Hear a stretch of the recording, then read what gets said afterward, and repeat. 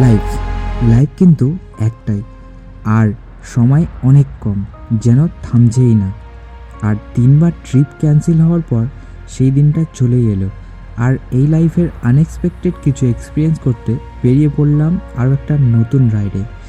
এই ট্রিপে আমরা কমপ্লিট করেছি ঝাড়খণ্ডের সব থেকে টপ কিছু জায়গা, যেমন পাতরাতু valley, dalma wild life, Dimna lake, 3000 foot ওপরে মন্দির, ঘাটশিলা, তার সাথে আরও অনেক কিছু।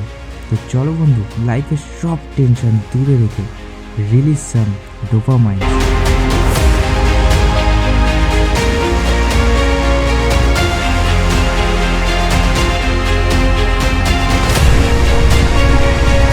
তো এখন আমরা ডালমা হিল টপের উপর যাচ্ছি।